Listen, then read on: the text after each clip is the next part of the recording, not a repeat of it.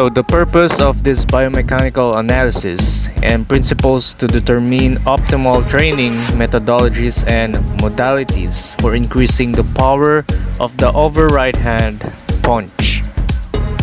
In this analysis, we will start with the description of all the technique of an overhand right punch, and then we'll move into the joints, muscles, and muscles actions involved in the punch, and then about the training considerations for increasing power and efficiency of the punch with a section on injury prevention as well. So here you have Remel Flotildes as the Novice. And as you can see, there's a lot of things that Novice needs to improve to make a perfect punch. If you notice the footwork that he did, that's the first mistake.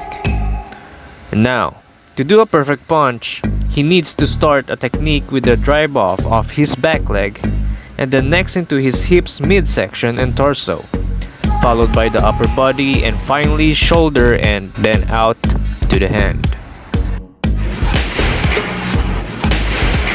As you saw right there, the overhand punch is definitely a full body movement.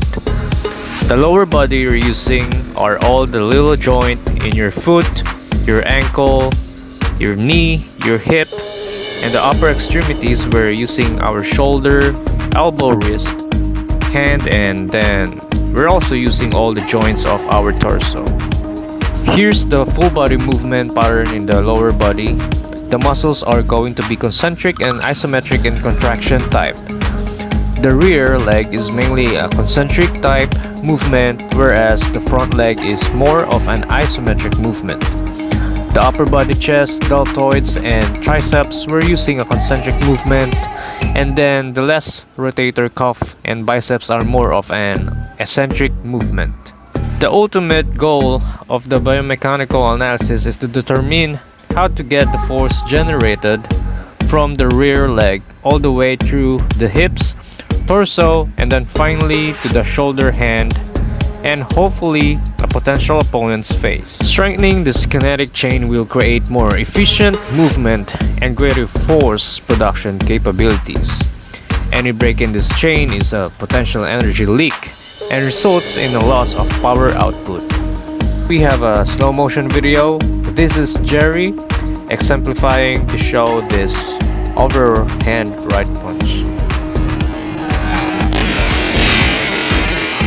We can use linear kinetics and kinematics to follow the force production up his rear leg as it transfers through his hips.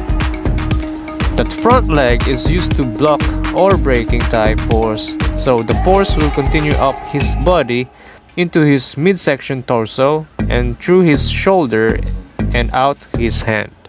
So the training to increase the force, we need to increase the drive from the rear leg, increase the stability in force braking of the front leg, increase stability of the trunk musculature, as well as increases stress, shorten cycle capabilities of the trunk.